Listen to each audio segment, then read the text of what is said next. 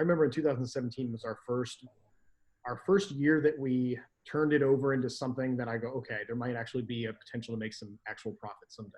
We had some other companies take a note of what we were doing. I had my friend say he was going to copy Volugen and all these things. And I said, okay.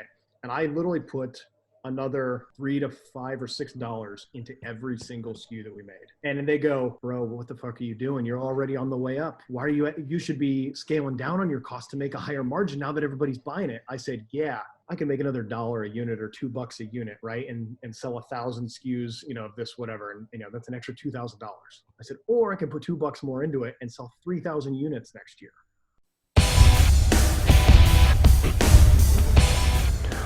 Welcome to PricePlow. All right, Ben, here we are. Welcome to the PricePlow podcast. Super excited to have Ben from Morphogen here.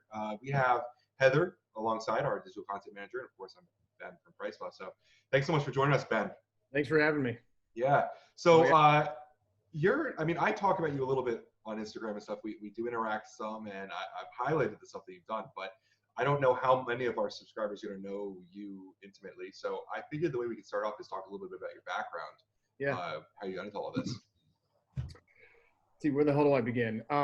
Formally, I have an exercise physiology bachelor's degree. I have a master's degree in nutrition science. I specialized in sports performance, sports nutrition, supplementation, all that kind of stuff through grad school. I've been in the industry in some capacity, whether that be training, coaching, facility management, all kinds of stuff. And for a number of years, I competed as a bodybuilder, and I used to be sponsored by a pretty major company. And we're talking, this was probably 15 years ago at least now. Probably like 15 years ago, before there was Instagram, before there were affiliate codes and before there was all this stuff. So they signed a small group of maybe a dozen or so people throughout the country that had good online rapport actually on the message boards. Remember the message boards, way back in the day. For everyone under age 25, they don't know what this was. But back in the day, it was the message boards. And I had developed really good relationships with a lot of influential people in the industry, made a lot of good connections. Built somewhat of a name for myself as being a source of no bullshit information. I was reasonably good as a competitor, especially as a natural bodybuilder, as a drug-free bodybuilder. So I relied heavily on nutritional science, supplements, all that kind of stuff. And basically it was a combination of two things. So with this other company, they came out with a product, and it's still to this day one of their leading products. And it was a proprietary blend full of junk. And it was very much for me a conflict of interest, where I'm like, all right, here I'm known as this science guy, this evidence-based guy, and they're showing this product out, and I don't believe in it, and I don't want to be forced to promote this, for a small check and a monthly stipend of product. And at the time there wasn't a lot of fully disclosed labels. There wasn't any full serving. Everything was like mini scoop pre-workouts, and you needed like 3 scoops of this and 2 scoops of this extra ingredient and an extra capsule of this. And I go, man, why doesn't anybody just make a product with like everything you need in 1 scoop, like 1 scoop, one hit and be done. At the same time, right around the same time, I realized in my career and my wife and her career that we were pretty much stagnant where we lived, and we weren't going to move up the chain at all. So it was a pretty bad realization at the time that we're like, all right, in the next 5 years, we want to start a family. We're fucked. Can I say that? Yeah, we're pretty uncensored. All right, good. Yeah, fuck yeah. Okay. Yeah, so I was like, basically, we're fucked. We're never going to make any more money. We have this mortgage. We have minimal money in savings. Someday when I get childcare, I'm going to have to pay half of that out to childcare, half of my salary. I'd rather just work from home and do something. And I was fed up with that and fed up with the supplement company bullshit. And I had, some connections here and there. And I came home one day to my wife and I go, hey, listen, I'm going to start a supplement company. And at that time, I had a record of a number of years of, I'm an idea guy. I'm a dreamer. We often joke that I'm the rocket ship and she's an anchor. And she's very much our foundation and our stability. But the problem is back in the day, I didn't have a lot of follow through with these sorts of things. And I was really bad with money management, and task management and time management and all kinds of things. And that was the first time that she looked at me and she's like, you know what, do it, go for it. I said, by the way, I need all of our savings to do this too. So I reached out to some manufacturers and some store owners, and I kind of linked some information together, and we came up with our first product, bought a minimum run, drained our savings down to like $10, And for a few years, didn't even pay ourselves back the initial investment to even put that money back in our savings. So we took a pretty big gamble.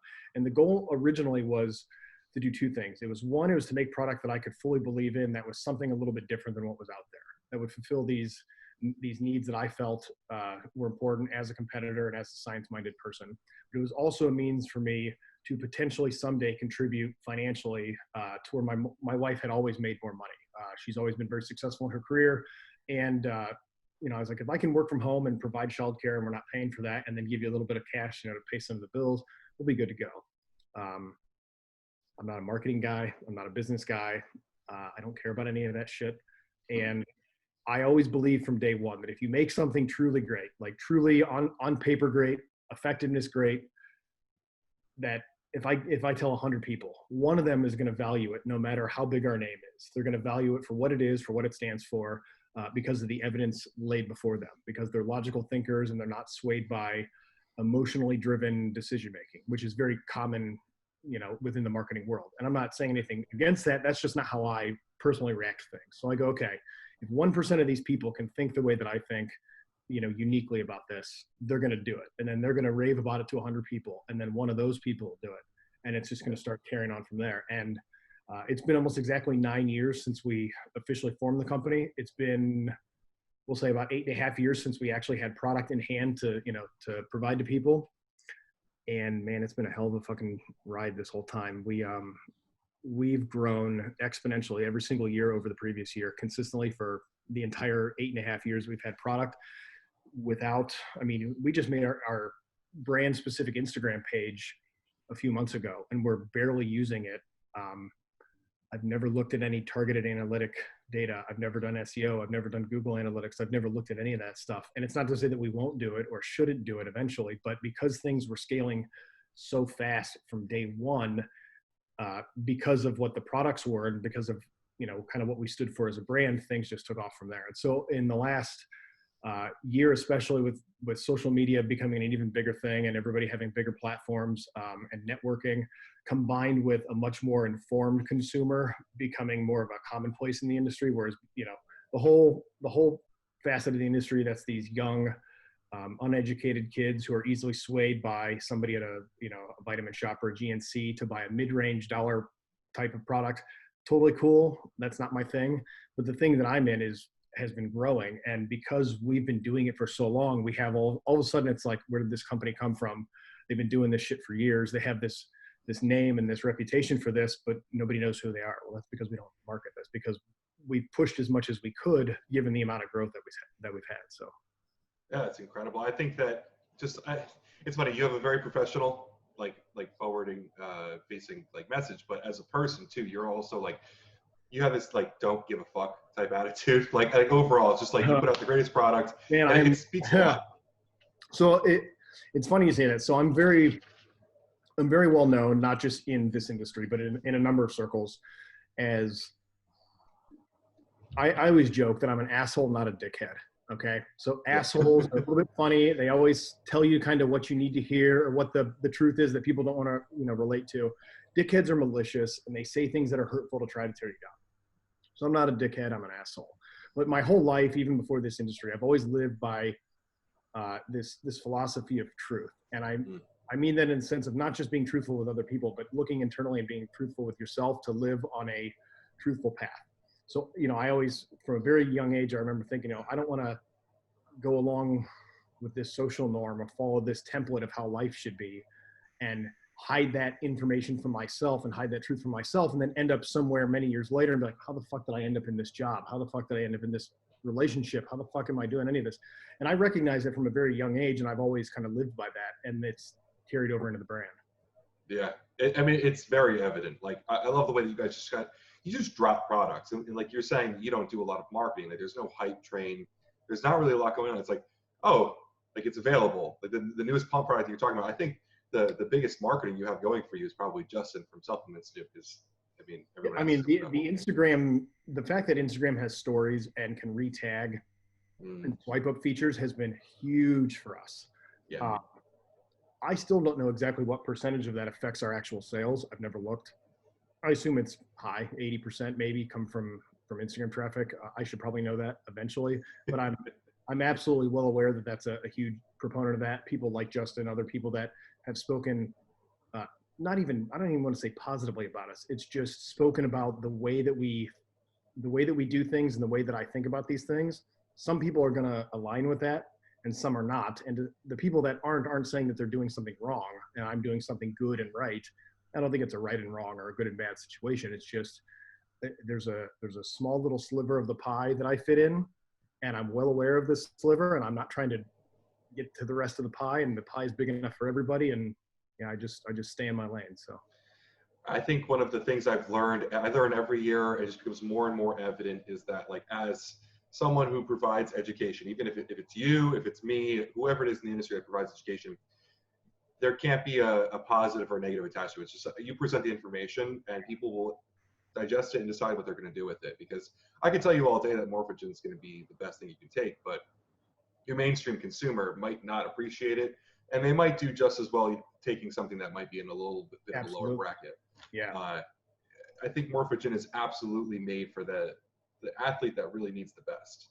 And not everyone's going to appreciate that. And I've come to understand, like I spent 4 years at NutriBio, and I spent so much time like, this is the best, this is the best, this is the best. And I eventually realized, like, some people just don't care, and that's okay. No.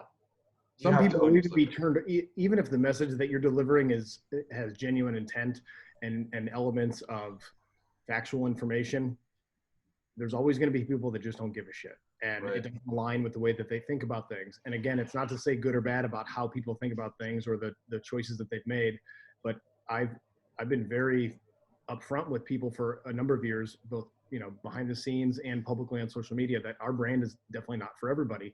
I'm well aware of that. It's funny because, as we've expanded the line and had so many offerings, even our dedicated customers that have been with us forever, they're like, dude, you have so many things. Nobody needs all that stuff. I'm like, I never said anybody needed all this stuff. Like, I don't want you to buy everything. I firmly believe that everybody can benefit from like 3 things, and your 3 things are different than her 3 things are different than my 3 things. And that's cool. And now that we have so many offerings, we can fulfill, sort of those needs. But again, like you said, some people don't need, the Maserati. Some people are cool with their Corolla. Some people just need a truck. Some people need something else.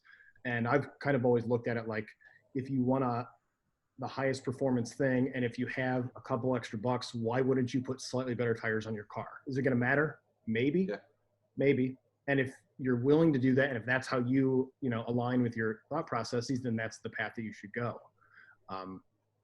So I'm not trying to compete on a level of distribution with mid-range or even high-tiered, distribution type products. There's a number of awesome brands out there, and I've spoken very publicly about a few of them that I'm very respectful of, and I know the owners, and I love the way that they do things, and I love seeing some of these brands, and I can look at a label and be like, that looks like Chris did that at Inspired, or that looks like Doug did that at Core, and I like being able to do that because I appreciate what they're doing and what they're bringing to the industry.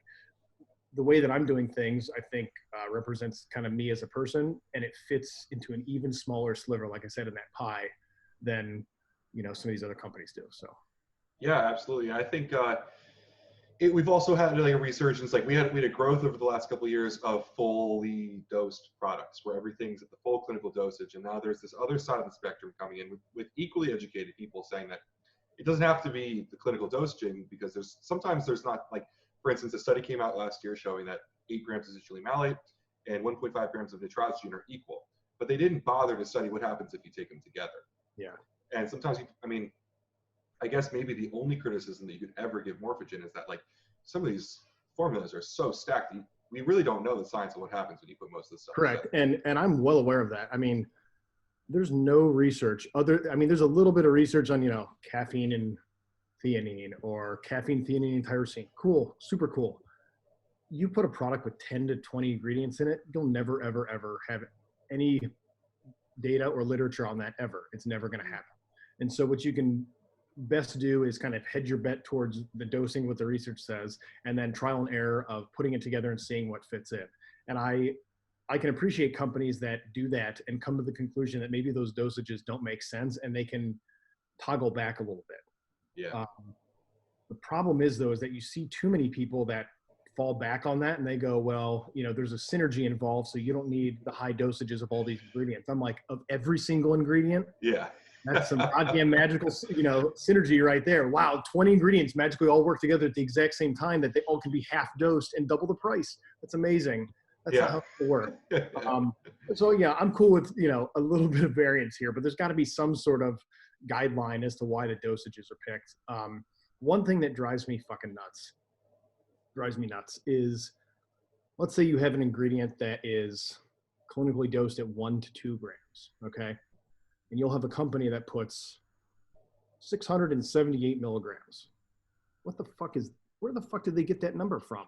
They made it up. They made it up. And it means absolutely nothing. Yeah. And you could argue, well, trial and error, and we figured this was the best dose. That is an arbitrary number that makes absolutely no sense, and it doesn't fit into the clinical spectrum. And then when you look at the clinical spectrum, you have the companies that put the 1 gram of all the ingredients, clinically, effective dosages, but that's at the very bottom level of all that stuff. So nobody could, like a pre-workout, for example, nobody could half dose that for tolerance sake for stimulants and get any majorly efficacious benefits out of the clinical dosing, because now they're cutting the bottom end of those dosages in half. So it's like you put the 2 grams in there and you cut it in half, you're still getting the 1 gram. And that's kind of the philosophy that we've always taken with things, is when you see those ranges, we've tried to go as, high up on that end as possible to kind of hedge our bet. Again, assuming that there's no like deleterious effects with those dosages being together. I'm not stupid enough to 20 together, That's something I run into all the time, because I'm not like a big stim person. Like I like the focus ingredients, the pump ingredients, but for me, anything over I'm a smaller person, anything over 200 milligrams, I don't need any more caffeine than that. For me, actually under 150 is perfect, but there's very little pre-workouts on the market. You're going to find with those efficacious dosages of the other ingredients like you just said. And then I'm just like, okay, well, I guess I can stack this with a pump product or something like that. But I'm always, I'm always trying to find that balance. And just like, that's why, when I looked at your formulas, which full disclosure, I've never tried your products, but when I see your formulas, I'm just like I was talking to Ben, I was like, wow, these are just so stacked. And I heard of you from Justin over at Supplement Snoop, and he was just talking about you on the podcast, and then I looked more into you and all that stuff, and I was like, man, this guy's been around for a while. Why haven't I heard of him? Because it's not like I'm new to the supplement industry at all. I've been, I seem to know every brand, but now that I finally found, it seems like Justin always points out the people that some people don't always know about in the industry. So, but I'm just glad. We've always fallen back on that aspect where I said in the beginning, it's like the people that value the way that we do things and trust the brand and adhere to the logical evidence-based, formulations and practices that we do. It doesn't matter what the name of the company is or who represents the company. If all those pieces fall together, then that's the decision that they make. Most people are not going to go with a brand that they've never, ever, ever heard of, no matter how much evidence you give them. And that's kind of always the thing that we were afraid of in the beginning. And that's why we're very fortunate that we have grown. But we also got into the space not to make a ton of money, not with crazy overhead, not with a huge staff, not with, $1 million in capital investment or investment partners. We didn't do any of those things. So as we slowly got, more of that notoriety and more recognition, we were able to put a little bit more into the company and just slowly toggle it back in. Most companies are not willing to play the long game in that respect and kind of earn their way in to having a spot in the industry that people recognize them and respect what they're doing. And that's not to say that people jumping in fast can't be respected and do good things. They certainly can, but there's a gamble there. $1 million in capital and 5 full-time staff members and a giant building and all this, stuff. And you throw your way into the industry, and it could take and it could not. And that's that gamble. And I was never willing to take that gamble, nor did I have that sort of money anyways. So that's kind of what's brought us to this point. So this was mostly last year. We saw a surgence of vasodrive in the industry. And it was actually funny. I got most of my information either from you directly or through other people that you were communicating with, talking about the dosaging, the actual clinical dosaging of vasodrive, which actually I found super interesting because I saw tons of people using it, but you were the only person I ever saw at the actual clinical dosage of it. How long have you been playing with vasodrive? Was that something that, because it seemed like you knew it before a lot of other people did? Yeah. So when it first got a little bit of traction in the industry on a very, very minor level. I was aware that of some other brands that were selling single, like commodity type stuff on Amazon for blood pressure control. And, at the 508 milligram dose. And those bottles were, $16 a bottle for 30-day supply, whatever it was, right? Yeah. And I think at the time there might have been only like one other supplement company that was even looking at it at all. One of those companies, at least as far as I was aware, was Granite, and that's John Meadows' brand. Mm-hmm. John is a very good friend of mine. He lives in Columbus. We train together every now and then. We know each other's families. I mean, he's a great dude. I love everything he does. I love his branding. I love, the way that he approaches things. And the way that they did it initially was they had, their two products, and they put the 254 in two products because that's what the patent holders of that ingredient said. Hey, you either got to use the 508 in one or the 254 in two, and you can claim not the vasodrive, but you can claim the amyl peptides part of the licensing on there. Right. And that made a lot of sense for John's stuff to put those things together, which also kept, maybe a couple bucks off of each respective SKU. So from a distribution standpoint, they could get it into distribution and do these things. And I looked at that and I said, well, Alphagen was already out and it was very strong. And I wanted to create Volugen. And I said, how do we do this that makes it so special on its own and still stackable with Alphagen, but it's like a puzzle putting all these pieces together. And I reached out to that company and they basically explained to me how things work. I haven't talked to them in a while. I'm sure things are different now. You're seeing the vasodrive license out for companies that are using 100 milligrams now. Yeah. And from a business perspective, for their, from their standpoint, I assume that that's a good decision because to break into the sports nutrition market as a vasodrive, that's a cool name. It's a great name. We can sell it to 1,000 companies who are willing to do 100 or 127 or 150 milligrams of this and have it be more prolific across the industry. When we first started doing it, whatever it was, 3 or 4 years ago, I was like, well, that's, again, not how I work. I'm going to put the whole dose in there. That costs, whatever, $8 for that one ingredient in a bottle. And then you have all the rest of the ingredients. Well, this is going to be the most expensive product we've ever made. And I went, fuck it, let's do it. And I talked to, the year that we released that, we were at a bodybuilding show and I saw the owner of another company that I really respect. And he came over and he's like, dude, what are you doing? And he goes, you could have made this into 2 products and sold 2 products. I said, yeah, but those 2 products will get lost in a sea of similar 2 products. And now this one's getting everyone's attention. Yeah. And again, it was a combination of me always kind of putting, a full ass forward instead of half-assing something. And also wanting to get something out there that got us recognized. And as people started to catch on and as some other smaller brands started to catch on, another friend of mine who formulates for another small company, he reached out to me. He goes, hey, just to let you know, I'm going to try to copy Volugen. No hard feelings. I'm going to try to copy it. I said, cool, go ahead. I'm going to put 2 new ingredients in there. So fuck you, and it's like a friendly thing. And I said, because I'm not worried about the distribution and because that wasn't a huge margin driving product anyways, I was able to go, okay, people are starting to compare them. Mm-hmm. I'm going to throw something else. And I threw Vaso 6 in there. And I've developed a good relationship with Matt over there and the guys at Solutions. And it's a great ingredient. I like the way that it has a different role in things and the other ingredients in the formula. Is it a little over the top? Of course. I'm well aware it's over the top. That doesn't mean that I raise the price to you guys though, because within a small margin, all of our stuff mostly costs around the same amount. And then we charge the same amount going to the consumer, which I think is another thing that a lot of companies don't do. Right. You see a $50 product and you see a $30 product. And again, the way that I'm a consumer, the way that I look at things, that's the only way that I can think of how to run my company is I look at these companies and I say, okay, here's a $50 product and here's a 30.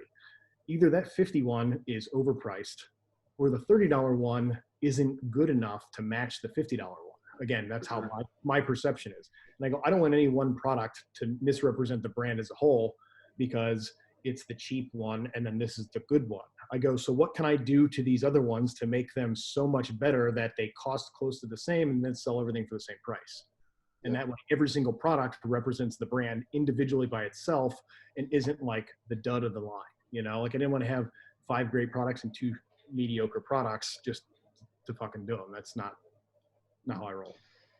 Do you ever have anyone complain that their blood pressure gets too low on that product? Because that's kind of always been my concern with Vasodrive with the full 508. Yeah. Because I see some people putting it alongside nitrates, and it's been a while since I've looked at Vasodrive, but the majority of the data is on blood pressure, not vasodilation, right? Yeah. So I mean, all the original stuff before it was even Vasodrive, and it was just amyl peptides from the company overseas, it was all blood pressure related stuff. It was all, relaxation of the vessels and ACE inhibition and that kind of stuff.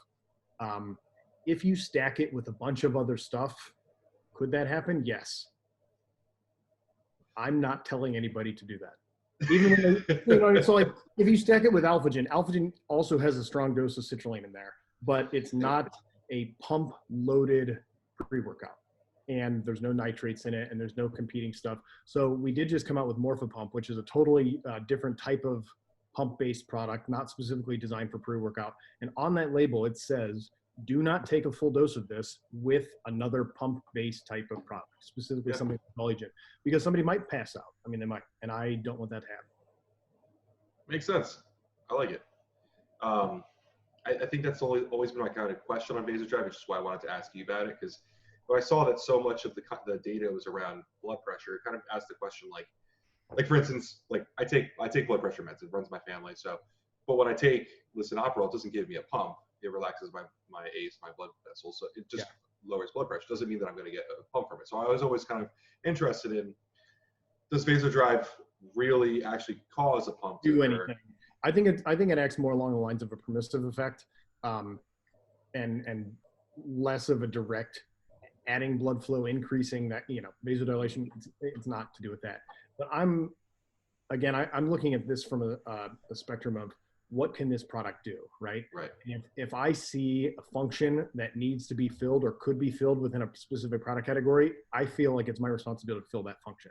If you have 5 reasons to take a pre-workout, fill all 5. Don't fill 4 of the 5. And if you can think of a 6th, then fill that 6th. And so maintaining healthy blood pressure levels is something that I think is a beneficial kind of byproduct of potentially using Volugen. Some people use it half scoop twice a day. Yeah. For that reason. A lot of people combine it with a stimulant-based product like Alphagen or some other high-stim pre-workout. You're going to have, competing blood pressure raising and lowering effects there. And I don't think it's a harmful thing to have that in, especially when you're mixing it with something like that. Should you go take a bunch of nitrates at the same time? No, but I'm also not selling the nitrates to do that. So. Yeah. Are you a fan of nitrates? That's a pretty polarizing, because you use Vaso 6, so that you kind of have to pick a family here. So here's the thing. I've used a bunch of them. I've used standalone. I've used them in conjunction with some of our products. I've had a bunch of stuff tested. We were in early talks of some licensing rights with the nitrate guys. There's, anytime you look at an ingredient or any sort of partnership, there's pros and cons there. Right. And whether that's effectiveness ingredient or supply chain or price or, licensing requirements, all these sorts of things. And at the end of the day, we just felt like our product was strong and there was no reason to add that into that. We already had Morphopump in early development using different pathways than the nitrate pathway. And we just felt like it wasn't necessary. I've used a bunch. I think they're good. They're certainly good. You can pass out. Your blood pressure can get screwed up from that. I've noticed in myself and a lot of people that I've talked to some, mild headaches, some like frontal lobe headaches, similar to how you get from like a Viagra or a Cialis or something. Yeah. Anecdotally, not that and because there are some other compounds coming out on the market that are nitrate rich, specific extracts. I'm not talking like shitty beetroot. I'm talking like some of the red spinach extracts and some of these things. I would be certainly more curious to play around with these other things moving forward, but I don't think that the inclusion of nitrates into a product automatically makes it a strong product. I do think that they're good. I do think that they have application for it. If it were me, I think I'd rather take it as a standalone, as more of a commodity product, and be able to toggle the dose and combine it with something else, because we know that those are going to cause some potentially negative interactions with a ton of other ingredients, whereas all these other ingredients typically don't fuck each other up. You know what I mean? Right. Like add this guy in a little bit at a time, find your sweet spot here with what you exactly want to do. The other thing that I have a little bit of an issue with the nitrates is the standardization of each specific compound, where people go, oh, there's nitrates. Is it sodium nitrate, which is, I forget, 73% nitrate, a huge dose? Or is it like, you know, betaine nitrate, which is 30% or 32% or whatever it is? Right. And also when you're looking at these amino nitrate bonded compounds, they almost never tell you what the split is. So if you're looking at, I'm pretty sure you have to sign a CDA for that. yeah, and that's what I'm saying is Yeah. I like to know that information as a consumer. And if we know that, you know, the general recommendation, let's say, is 500 milligrams of nitrate as an arbitrary example, how do you know how much of that you're getting? Yeah. And then if you're pairing it with a parent compound, you can't say, well, you know, betaine nitrate, it's got betaine and nitrate. Well, is it enough of either one of those to do anything? It might be, but it might not be. You know, 1.5 grams of that might have, let's say, a gram of betaine, but if you need 2.5 grams, based on the research, to be the efficacious dose, you can't take enough of it, because then if you do, then you're going to take in 1.5 grams of nitrates and you're going to pass out. Yeah, So it adds to the pump aspect, but then it I think kind of falsely represents the betaine aspect of that product. The creatine one's like, cool, you get 0.5 gram of creatine. I get it, it's a transporter for the nitrate, but in that respect, if you want it just for the nitrate, use sodium nitrate. Yeah. The highest, you wait for the least amount of space in the product, and then you can put something like a full dose of betaine or creatine or whatever you want in there.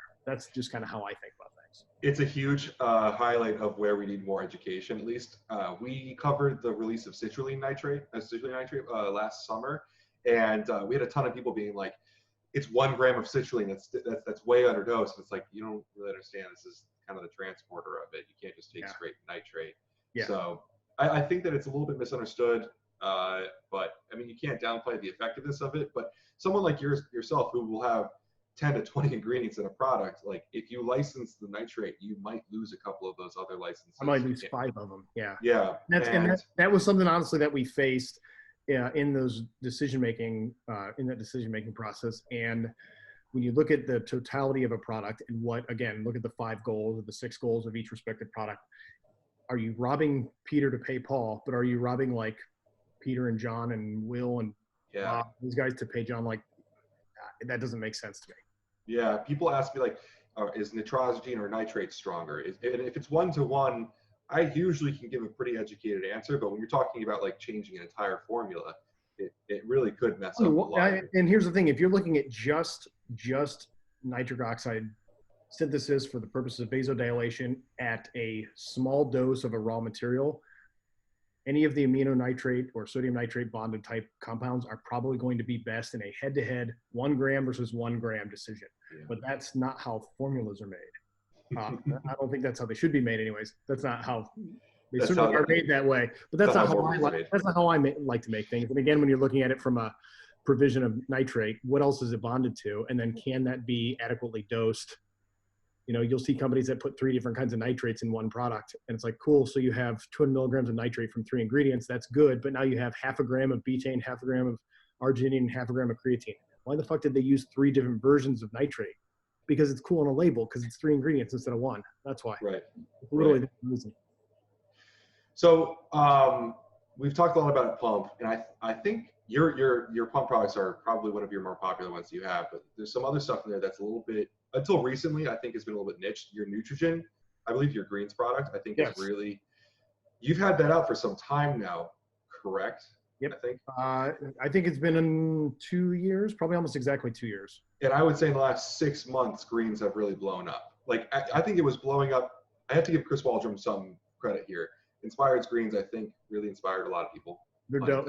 Pun intended.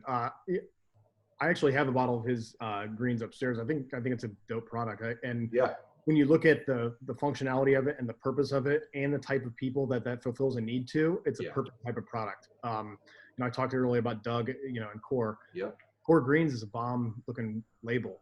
I don't think they're the same sort of product as what we come up with. I don't think the application is the same. I don't even think the target audience is necessarily the same. Yeah. And so for people to make head-to-head comparisons, I think it's a little unfair to both companies because they both serve respective purposes. But greens, especially like you said, 2 years ago, 3 years ago, I used to get a ton of questions about greens. And at the time you saw a lot of companies that were making like a 5-gram scoop, and that was their greens, right? Yeah. Little tubs. People go, do you think it's worth it? And I go, okay, you're getting a scoop that's 5 grams. And let's just say there's 4 grams of greens in here and a gram of flavoring. Let's say an average green vegetable product, if you could dehydrate it down 90% of its weight down to a tenth of its weight in grams, that means that 4-gram dose of greens is only 40 grams of like fresh vegetable matter. And this is not an exact conversion, but this is kind of how I think about it. 40 grams of vegetable matter is 1.5 ounces, and you're paying $1, right? Or $1.30 or $1.50. You can buy a fucking pound of vegetables for $1 at the grocery store. And so when people are like, should I take this greens? I'm like, well, do you want to spend $16 a pound for vegetables or $1 a pound for vegetables? Like, that's how I always kind of looked at it. Yeah.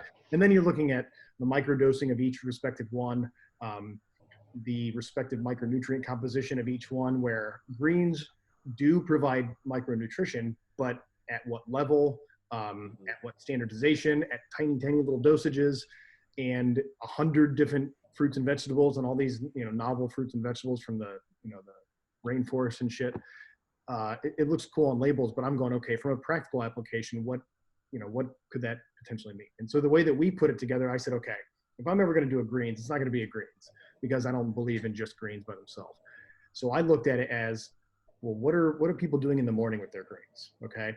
So they're taking their greens, they're taking a multivitamin, they're taking some omegas, they might have a squeeze of lemon in their water, which I think is a whole ridiculous other sort of thing, for its own reason. A shot of vinegar, a cup of green tea, some probiotics, some digestive enzymes. What are people doing in the mornings? And I go, again, can anybody ever make something that's in one scoop that has everything you need? And I go, well, there's no harm in looking into it. And we looked into it, and we were able to, after a long time, kind of put something together. We went through, 10 different flavor tests. Most of it was completely horrifically bad. And we landed on the one that we have right now. And in the last 2 years, we've continually looked to release a second flavor or maybe, second and a third flavor. And the first one sells so much and so fast that we couldn't even begin to think about releasing another flavor yet because we can't even keep it in stock. Both because it sells so fast and because there's so many ingredients that if there's an issue with supply chain of one raw material, that adds another 4 weeks to your lead time. And I'm not going to change the whole formula and throw my labels away because we're missing one thing, right? Rather wait a month. So Nutrigen has exploded. The anecdotal feedback from people is great. It has a huge, huge amount of greens in it, but that's not, to me anyways, necessarily the standout part of the formula. It's kind of the totality of it. It's what it all represents. And when I thought about that, I design products a lot, not just for myself, but I try to think about people in my circle. I think about my dad. I think about my sister.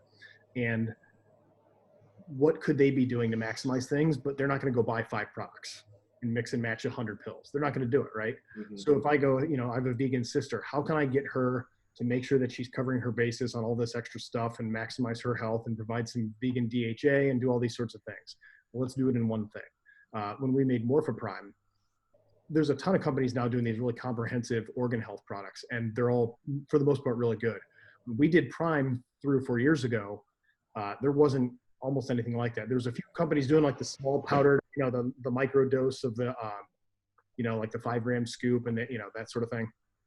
And I go, okay, so my dad, I want him to take these 10 ingredients. He's not going to do it. Can I put them all together in one thing for heart health and liver health and blood sugar regulation and inflammation and all these things? And that's kind of how we came up with that. So Nutrigen is just a reflection of what I think people could be doing all at once, and also the utility aspect of giving it to my family.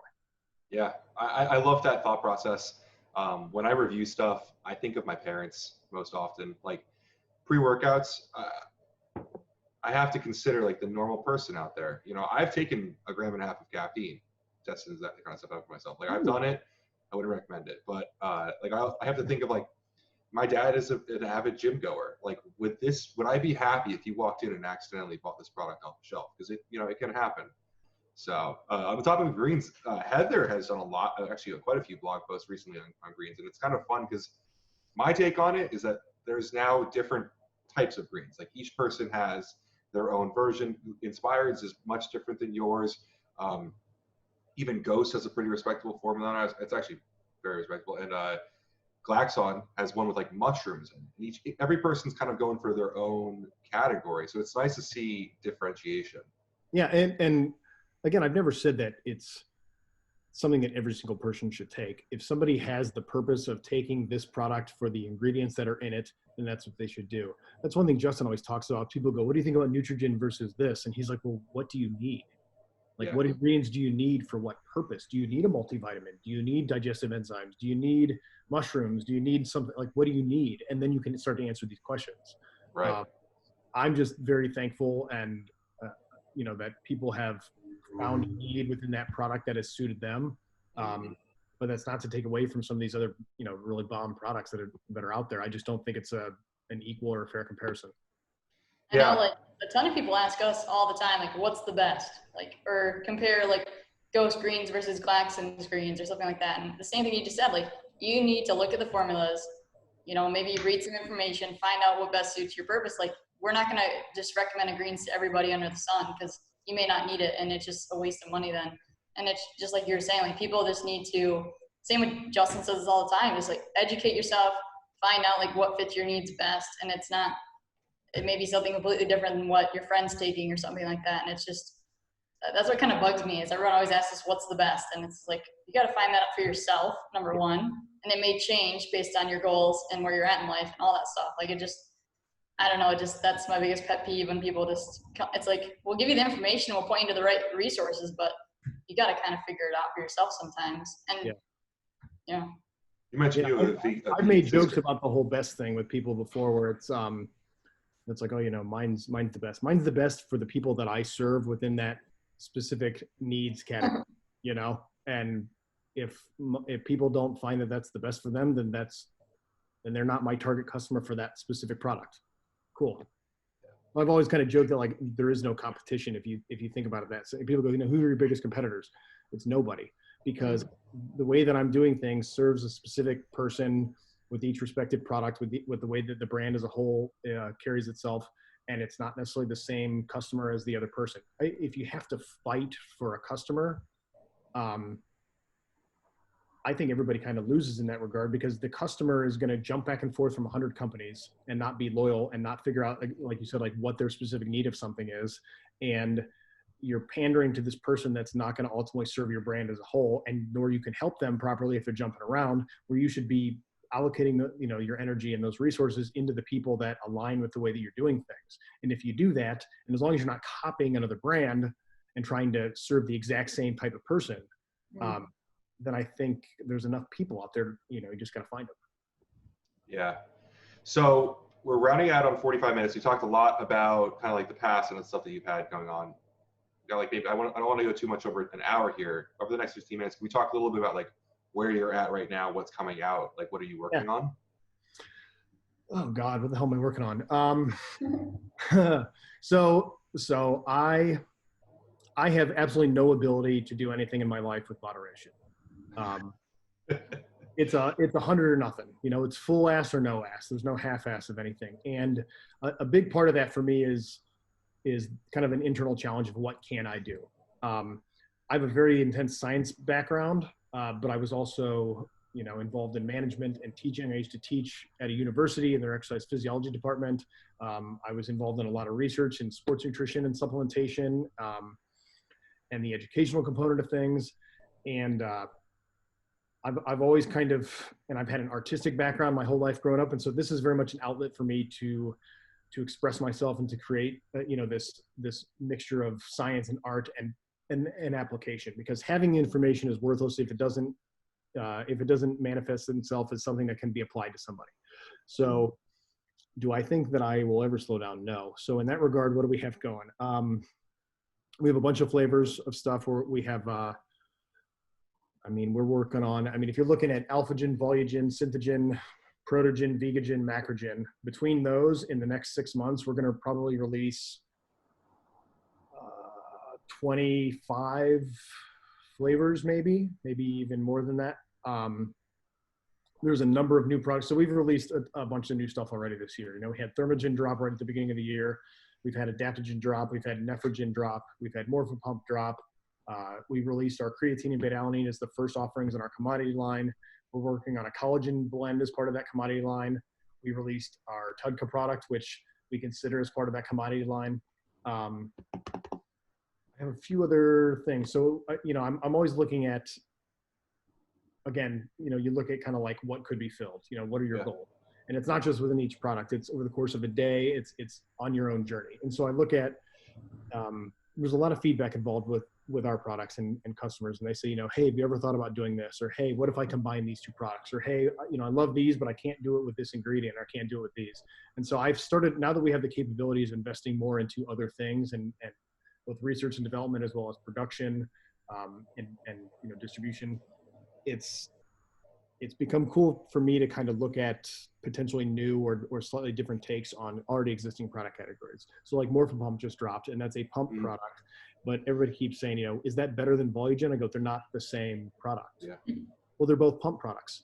Well, they are, but now you're putting Volugen in a pump box that it fulfills so many more needs in that. And you're putting Morphogen in a box that what are the benefits besides just pre-workout pump, besides looking better and some blood flow? What else, what's the application to this over the course of the day? And so I have, I'm hesitant to get too in depth with some of the things I'm looking at. Sure. I'm looking into a non-dairy, non-vegan protein mix for people that are dairy sensitive, but people that don't want a vegan protein. Your buddy John did a good job at that. Yeah. So I don't want to do the same thing as everybody else. So for example, in Macrogen, our meal replacement, we have a combination of whey casein, which, all the meal replacement products have, but then we have whole egg powder and beef liver powder as two different protein sources that have slightly different amino acid profiles, and also some novel, micronutrients and other nutrient, mixes within those. So I'm kind of looking at that aspect from a standalone powder aspect and not as a meal replacement specifically. I'm really intrigued by longevity, health, longevity, cognitive health. As you could probably tell, Morphobrain's been big, Adaptogen was big, Nephrogen just dropped. I mean, a lot of things, because I have this interest in them, where from a performance standpoint, Alphagen, Volugen, Synthogen, awesome, right? But then what else can we do that can benefit people? Again, those three things that everybody can benefit from. And so I'm looking into things like skin and eye health and different ways to combat anxiety and stress that's not necessarily cortisol management or excess estrogen management or things like that, like we have with Morphogen. I'm looking at different things with non-stimulant fat loss that aren't incorporated into Morphoburn. So different pathways, different types of ingredients. It could even be something like a really awesome ingredient that has a lot of cool research to it, but there's no possible way to incorporate that into an existing product from a logistical standpoint, number of capsules, size of bottle, but also a price standpoint. But can that be applied to a different type of product where somebody could use one or the other, or maybe even stack them together within the course of a day? Sure. And now that we have the ability to explore these things, I'm having a lot of fun seeing what I can come up with. And because we're not pressured by the margin, and because we are making a little bit of money now, I can start to push a little bit more and like, I'll add another $1. I'll add another $2 in there, and just see where my comfort level goes with that. So that's kind of what I think works right now. There has to be a certain amount of like liberation feeling, realizing like you don't have to worry too much about the margin. Like, because huge. I'm sure it's pressured by that. It's always been your philosophy. I understand, but like at this point, you have a community that is going to, in some point, like adopt your product. They're going to like it in some amount. Yeah. So like you can put out. I'm not saying you can put out anything and people would love it, but you don't have to worry as much. I mean, I talk with a lot of formulators in the industry. It's like I'll bring them ingredients from like NNB or new ingredients coming out. They're like, that's great, it's great, but like I can't afford to formulate with that. So to hear someone say like, I really don't care. Like we're going to price it out no matter what. I mean, and everybody has their ceiling, right? My wife is, and she's the anchor. She's the CFO. She's not going to let me do something stupid, completely stupid. But there's always a little bit of wiggle room there. And, over the years, many years ago, before we were what we are today, I knew a lot of brand owners and store owners. And every time I was doing these things on a smaller scale, they're going, well, I don't know if you should do that. No, that's not the way that you should do it. That's not the way that it's done. And